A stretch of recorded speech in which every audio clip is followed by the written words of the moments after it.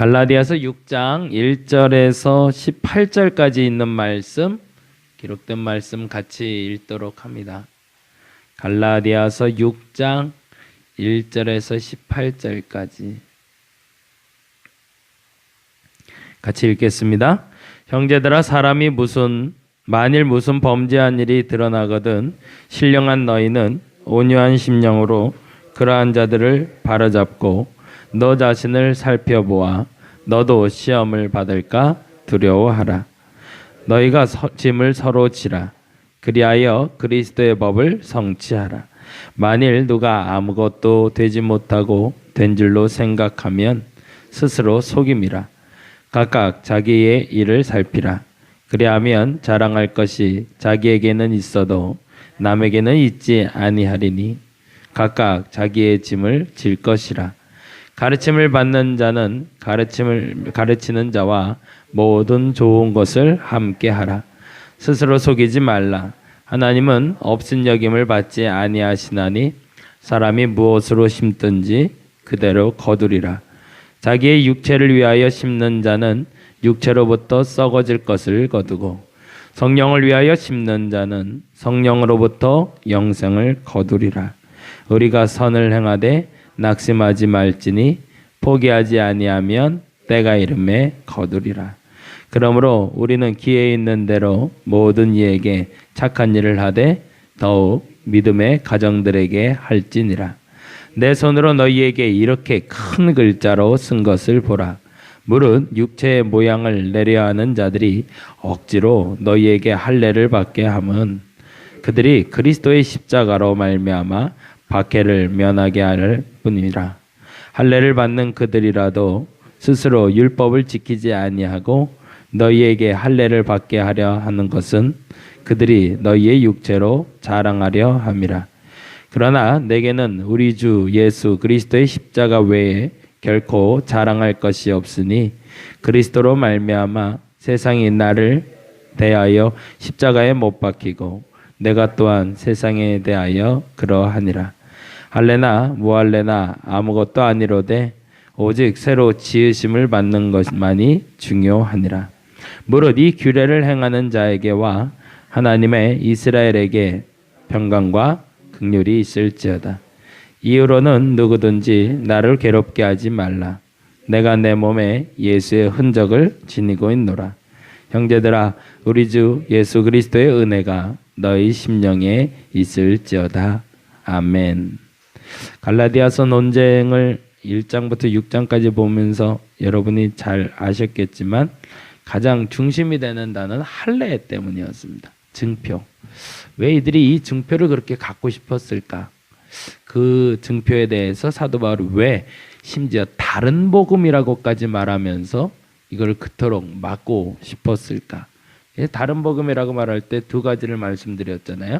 첫째는 예수 더하기 1. 예수만으로 부족해. 예수 외에 다른 것이 있어야 돼. 그리고 또 하나는 예수, 석가모니, 그리고 천주교, 이슬람 상관없이 어떤 거든 하나만 잘 믿으면 돼. 이게 다른 복음이다. 그래서 우리가 이 다른 복음에 대해서만 분명하면 그럼 바른 복음을 믿을 수 있다. 그럼 우리에게 있는 바른 복음은 뭐냐? 오직 예수 그리스도를 믿음으로 말미암아 구원받는다. 이 굉장히 단순하고 명쾌한 정답을 주셨음에도 불구하고 이 정답을 자꾸 우리가 오도하고 있는 거죠. 우리가 입으로 외우기도 쉬운 이 단어를 저와 여러분이 믿음으로 간직할 수 있기를 바랍니다. 오직 예수 그리스도를 믿음으로 말미암아 구원받는 겁니다. 그 외에 다른 법이 있을 수가 없고 있어서도 안 되고 그리고 있다고 말하는 것은 잘못된 것이다. 근데 왜 이들이 그토록 할례를 받고 싶었는지가 12절 13절에 나오고 있어요. 같이 한번 보겠습니다. 11절에 내가 큰 글자로 썼다는 건 정말 크게 글씨를 썼을 수도 있는데 강조했다는 얘기입니다. 왜 이 일을 이토록 강조했는지 12절에 다음과 같이 이야기합니다. 같이 읽어볼까요? 무릇 육체의 모양을 내려 하는 자들이 억지로 너희에게 할례를 받게 함은 그들이 그리스도의 십자가로 말미암아 박해를 면하게 하려고. 첫째는 쉽게 예수 믿기 위해서입니다. 할례만 받으면 받지 않아도 되는 것들이 있는 거죠. 초신자들에게는 이렇게 강조할 수가 있습니다. 예전에도 제가 설교할 때 그 얘기했지만 그 캘리그라피 전도하다가 한 분을 만났다고 그랬잖아요. 아유, 제사를 모셔서 예수 못 믿겠다고. 아이, 걱정 말라고. 먼저 와서 제사도 드리시고 예배도 드리시라고. 왜요? 초신자니까. 초신자는 가능합니다. 그래서 그때 말씀드린 게 담배 피는 사람이 예수 믿는 건 가능하다. 왜요? 초신자니까. 근데 거꾸로 교회 왔는데 담배 피는 건 문제가 있는 거. 교회 왔는데 제사를 끝까지 모시는 건 문제가 있는 거다. 그건 무슨 말일까요?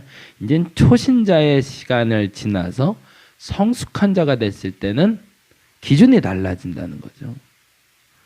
과거에는 그렇게 해도 되는 일이라고 지금도 지속적으로 그렇게 해도 되는 것이 아니라 과거에는 됐지만 시간이 지나면 안 되는 게 있고 그 안 되는 걸 알아야 그때부터 진짜 그리스도인이 되는 거니까. 근데 세상이 생각보다 너무 빨리 악해져서 그 기간도 단축돼 가는 것 같아요. 요즘 와서 속상한 건데 부산에서 뭐 강원도에서 천안에서 여중생들이 그 남자애들이 그러는 거는 과거에도 종종 있었던 것 같은데 겁나서 학교를 보낼까 싶을 정도로 무서운 일들. 근데 이게 또 이 컴퓨터라는 게 참 이게 또 문제인 것 같아요. 예전에도 물론 그런 일들이 있기는 했겠죠. 아, 근데 그거를 자랑사람만 올리고 그것 때문에 서로 간에 근데 그 다음 말이 너무너무 무서웠어요. 걔네들이 하는 말이 그 말 하더라고요. 걱정 마, 우린 처벌 안 받아. 자기들 생각에도 13세 이하의 아이들은 처벌 규정이 없다는 걸 알고 있는 거죠.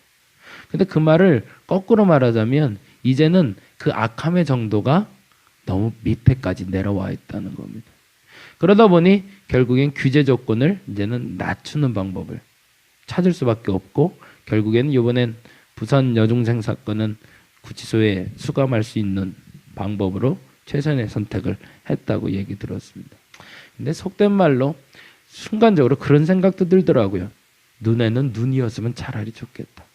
자기들이 그렇게 당해보면 그게 얼마나 고통스러운지 알 텐데 그걸 모르고 행하는구나. 근데 거꾸로 신앙생활도 마찬가지. 신앙생활도요. 예전에는 처음 소신자가 들어와도 교회를 그렇게 가볍게 여기지 않았거든요. 교회 오면 경건해야 되는지 알았고요. 교회 오면 막 하지 않아도 되는 걸 알았거든요. 교회는 경건한 장소였으니까. 근데 어느 순간부터 교회 오는 것이 너무 편해졌고요. 교회 와서 예수 믿는 게 너무 쉬워지다 보니까 너무 빨리 죄에 다시 돌아가는 경우들을 종종 보게 됩니다. 예전에도 그 얘기 한번 드렸지만 옛날 초대교회는 예배가 1부와 2부로 드려졌다고 합니다. 1부는 말씀 선포고요. 2부는 성찬과 세례로 여겨졌대요. 근데 그때 문을 4개를 만들어 놨대요. 십자가 형태로 되어 있는데 십자가의 머리 형태가 되는 것은 제사장, 이건 말 그대로 사도들이 들어가는 통로라면 양쪽에 팔에 해당하는 쪽은 비상구, 그리고 그 다리 쪽에 해당하는 부분은 일반 현관이었다고 합니다. 그래서 일부 예배를 드리는 사람들은 이 현관문으로 들어오게 돼 있고요. 그리고 2부 예배를 드릴 때는 그 현관문을 닫고서 예배를 드려야 돼요. 그리고서 마치 그 2부 예배를 드리는 순간 로마 군인들이 혹은 비방하는 이들이 달려왔을 때 도망가고 싶은 사람은 이 양쪽 출구로 도망갈 수 있도록. 근데 전제가 됐던 게 뭐냐면 2부 예배에 성만찬과 세례를 했던 이유는 그럼에도 불구하고 어떤 위험 가운데도 나는 이 통로로 도망가지 않고 순교할 각오로 예배 드리겠다는 사람들이 예배 드리는 것이 2부 예배였다고 합니다.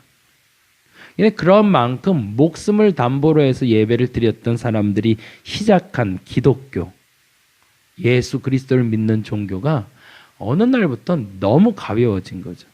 옛날에는 쓰레빠 끌고 반바지 입고 어떻게 예배 드리냐라고 했는데 이제는 애들한테 그렇게 하면 교회를 안 올까봐 이제 모자 쓰고 반바지에 쓰레빠 끌고라도 와라 라고 말하는 상황이 됐고, 그게 이제 익숙해져서 누구든지 그래도 되는 것처럼. 근데 그런 것들이 어떤 규정이 너무 얕아지기 시작해서 오히려 우리의 신앙도 약하게 만드는 계기가 되지 않았나. 근데 뭐가 싫은 걸까요? 아까 말한 것처럼 환난을 면하고 싶은 거거든요. 내가 그렇게 해서 징계받는 게 싫은 겁니다. 불편해지는 게 싫으니까 쉽게 예수 믿는 방법을 찾게 된 게 할례를 받는 방법이었던 겁니다. 근데 또 하나가 있었는데 13절입니다. 13절 읽어볼까요? 할례를 받는 그들이라도 스스로 율법을 지키지 아니하고 너희에게 할례를 받게 하려는 것은 두 번째 이유가 있대요. 뭐죠? 그들이 너희의 육체로 자랑하려 하며. 이게 지난번 말씀드린 그거예요. 나 할례 받았어. 네 믿음이 어딨냐라고 말할 때 마땅히 보여줄 수 있는 게 우리에게 없는 겁니다. 도대체 믿음을 보여줄 수 있는 방법이 뭔지 찾으려고 그러는데, 그래서 사도 바울은 그것이 성령의 열매다. 사랑과 실학과 화평과 오래 참음과 같은 너희들의 삶 속에 내재져 있는 너희들의 삶의 변화가 너희들의 예수의 흔적이다라고 얘기하고 있는데, 그건 왠지 똑같아 보이고 달라 보이지 않으니 분명한 내 자랑거리, 나 예수 믿어 라는 자랑거리, 나 세례 증서 있어, 나 집사 됐어, 권사 됐어, 장로 됐어 라는 어떤 증서, 증표, 선물이 있었으면 좋겠다는 거죠. 그래서 새벽 예배 나가면 30일 나왔다고, 오고 잘했다고 상 주고, 예, 전도 100명 했으면 100명 했다고, 아이고 잘했다고 또 상 주고. 그러면은 그 사람들의 증표는, 아, 나 새벽 예배 10번 개근해서 개근상 받았어, 나 전도 몇 명에서 자동차 선물 받았어 라는 자랑거리가 믿음의 흔적이라고 착각하게 만드는 것 때문에 그게 문제라는 거죠. 선물 주는 게 나쁜 건 아니죠. 그러나 그 선물 주는 이유가 결과가 되면 안 됩니다. 선물 다음에 예수 그리스도가 또 있어야 되는 거죠. 근데 안타깝게도 거기까지 가지 못하는 것, 그것을 과거에는 할례라는 이름으로 행하고 있었던 겁니다. 그러니까 좀 예수를 쉽게 믿으려고, 그리고 자랑거리 삼으려고. 내 신앙생활에 이런 부분이 있는가를 점검해 보는 게 매우 중요합니다. 첫째, 내가 너무 예수 쉽게 믿기 위해서 증표를 원하지 않은가? 내 자랑거리 삼으려고 신앙생활 하는 건 아닌가? 이게 불쑥불쑥 튀어나올 때가 있거든요. 끊임없이 우리는 이걸 경계해야 됩니다. 반면에 오늘 사실은 하고 싶었던 얘기는 6장 2절부터 5절까지인데요. 이게 또 공식이더라고요. 그럼에도 불구하고 그리스도의 공동체의 가장 중요한 이유는 2절에 있습니다. 2절 말씀 읽어볼까요? 너희가 짐을 서로 지라, 그리하여 그리스도의 법을 성취하라. 그럼에도 불구하고 약한 자, 병든 자, 어려운 자, 힘든 자들이 와서 위로받는 공동체가 바로 교회여야 합니다. 누구든지 들어올 수 있어야 됩니다. 누구든지 위로받을 수 있어야 됩니다. 그래서 첫 번째는 서로 짐을 져줘야 됩니다. 근데 이상한 건 5절 말씀인데 5절 읽어볼까요? 각각 자기의 짐을 질 것이라. 뭔가 말이 다르잖아요. 그렇죠? 왜 2절에선 서로 짐을 지라 그러고 5절에선 각각 짐을 지라고 할까? 순서인 거죠, 순서. 네, 제가 요즘 잘 보는 프로그램이 하나 있는데 서민갑부라고 아세요? 그 프로그램 보셨어요? 채널 A에서 하는데 서민갑부라고, 그냥 말 그대로 어려서부터 부자로 살다가 대기업, 뭐 큰 기업의 사장 혹은 부자가 된 사람들 얘기가 아니라 과거에는 어려웠지만 자수성가한 사람들 이야기. 근데 그 돈의 액수가 확실히 이제는 달라졌어요. 예전엔 뭐 갑부 하면 뭐 한 1, 2억 정도만 있어도 돈 많다 그랬는데 기본적으로 한 2, 30억 정도는 있는 분들이더라고요. 근데 그분들의 공통적인 특징이 하나가 있습니다. 첫 번째 공통적인 특징은 이제 몇 회를 보니까 그 공식이 보이는데, 첫 번째는 옛날엔 꽤나 잘 살았다는 거예요. 손가락 안에 들 만큼 나도 부유하게 살았다라고 말할 수 있는데 어느 순간에 확 무너져 내립니다. 근데 그 무너져 내림이 어떤 사람은 몇 백 원이 남고 그래서 어떤 청년 하나가 나오는데 청년이 110원이 마지막 남았대. 자기 수준에 110원. 그래서 110원으로 갈 수 있는 어디든지 가서 내가 죽든지 살든지 살리라 그래서 시작한 사람 이야기도 나오고, 어제 본 거는 160만 원이 전 재산, 그걸 갖고 시작한 사람 얘기가 나오더라고요. 근데 그 160만 원 갖고 시작할 때 나이도 이미 53세. 귀금속 일을 했었는데 3번을 아주 성공, 그리고 바닥, 성공, 바닥, 성공, 바닥을 3번을 경험했대. 가족들 다 흩어지고 이혼하고 아무것도 안 남고, 그 수중에 딱 160만 원 남았는데 죽어 어디까지 가게 됐냐면 저 속초까지 가게 됐대. 고성, 강원도 고성 쪽까지 갔는데, 거기서 이제는 내가 뭘 할까 그런데 버려진 포장마차 하나가 있더래요. 그래서 버려진 포장마차에서 뭘 할까, 그리고 주변 이제 식당을 쭉 봤는데 회를 파는데 사이드 메뉴로 대게를 내놓더래요. 근데 보니까 저거 사업 되겠다 싶어서 난 그러면 대게만 한번 해보겠다. 그래서 작은 포장마차에서 대게를 다듬어서 파는 일. 근데 대게를 했던 이유가 뭐냐면, 사이드 메뉴로 나오는데 회를 먹기 전에 먹거나 회를 먹은 후에 먹을 때 이게 다듬기 귀찮으니까 사람들이 안 먹는 걸 안 거야. 그럼 내가 이걸 해주면 되겠구나. 그래서 대게만 하는데 다 다듬어 주는 거예요. 쪽쪽 빼서 먹을 수 있게. 그런 손님들이 편하죠. 근데 그 사업으로 소위 대박이 난 거예요. 그리고 나서 그 사람이 지금은 100평짜리 자기 식당과 100평 집, 그래서 한 30억 정도 자산가가 됐더라고요. 근데 또 하나의 공식이 하나가 있는데 뭐냐면 혼자 서지는 못하더라는 겁니다. 정육점 하는 청년 얘기도 한번 본 적이 있고, 어제 그 서민갑부 얘기도 봤는데, 너무너무 힘들어서 너무너무 외롭고 홀로 하기 너무 힘든데 누가 식당 아줌마 하나를 구해야겠다라고 했는데 누가 빼꼼 열고 들어왔대요. 원래는 손님으로 찾아왔던 사람인데 그 남자가 너무 좋아 보여서 같이 살고 싶어서 왔던 분이셨어요. 그래서 그분이 주방 일도 보면서 지금은 와이프가 돼서 같이 사업을 하는, 그 청년 정육점을 하는 친구인데, 그 친구도 승승장구하다 한번 바닥을 쳐서, 어떤 바닥을 쳤냐면 정육점이 불이 났대요. 그리고 전소된 거예요. 아무것도 안 남았는데 재래시장에서 판매를 하고 있었는데 재래시장 상인들이 5만 원, 10만 원을 모아서 그에게 갖고 오더래요. 그래서 그 힘을 발판으로 해서 다시 정육점을 하게 됐고, 지금은 정육점을 8개를 운영하고 있다고 얘기를 하더라고요. 그때 하나의 원칙을 하나를 발견을 했습니다. 첫 번째 원칙은 나 홀로 설 수 있는 사람은 아무도 없다라는 겁니다.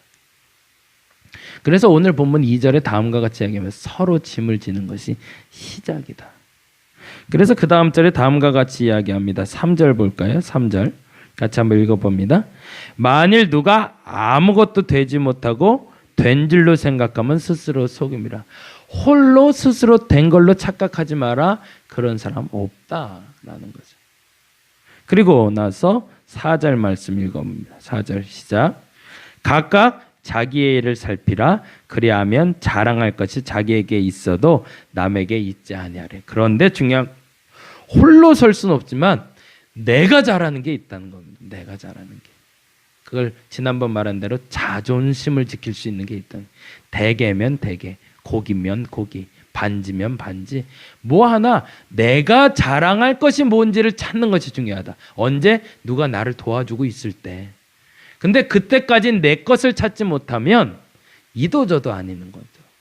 이게 처음엔 누군가의 도움을 받아야 되는 것은 마땅한 것이고, 도움을 받았을 때 내 것을 그 사이에 빨리 찾아야 되고, 내 것을 찾은 사람은 비로소 5절 말씀 읽어봅니다. 각각 자기의 짐을 지게. 그러면 그때부터 스스로 설 수 있는 힘이 생긴다는 겁니다. 그리고 나서 주께서는 다음과 같이 이야기합니다. 7절 말씀 같이 읽어보겠습니다. 7절 읽어봅니다. 스스로 속이지 말라. 하나님은 업신여김을 받지 아니하시나니 사람이 무엇으로 심든지 그대로 거리리라. 하나님은 반드시 그렇게 심은 것은 심은 그대로 거두게 될 거라는 겁니다. 홀로 설 수 없다라는 걸 인정하는 것이 시작이 됩니다. 누군가 기도해 줘야 됩니다. 누군가 함께 해줘야 됩니다. 그것이 시작입니다, 사실은. 근데 그 기간 동안 내가 할 수 있는 그것을 빨리 찾아야 됩니다. 그리고 내가 할 수 있는 걸 빨리 찾게 되었을 때 자신의 짐을 스스로 지게 되고 내 짐을 스스로 지고 시작할 때 비로소 하나님이 그 합당한 열매를 맺게 하신다는 겁니다. 주변에 여러분이 손을 내밀어 줘야 될 사람이 있습니다. 내밀어 주시기 바랍니다. 마땅히 그래야 됩니다. 여러분이 누구의 손을 잡고 일어나야 될 때가 있습니다. 그때 창피하지 마시고 그 손 잡고 일어나시기 바랍니다. 그리고 또 다른 사람을 잡아줄 수 있는 저와 여러분이 되기를 간절히 바랍니다. 기도하겠습니다. 홀로 설 수 없을 때가 있습니다. 인정해야 됩니다. 나 홀로 되지 않습니다. 홀로 할 수도 없습니다. 서로 짐을 주어야 됩니다. 내가 누군가의 손을 잡아줘야 된다고 여겨지면 그 손을 내밀 수 있게 하여 주옵시고, 누군가의 도움이 필요하면 부끄럽게 생각하지 않고 그 손 내밀어 도와달라 말할 수 있는 우리 되게 하여 주옵소서. 하나님은 업신여김을 받지 아니하시고 사람이 무엇으로 심든지 그대로 거두게 하실 줄로 믿기 때문입니다. 오늘 저들이 심은 그것이 싹이 나게 하시고 열매 나게 하여 주시옵소서. 감사합니다. 고마우신 예수님 이름으로 기도드렸습니다. 다 같이 기도하고 돌아가도록 하겠습니다.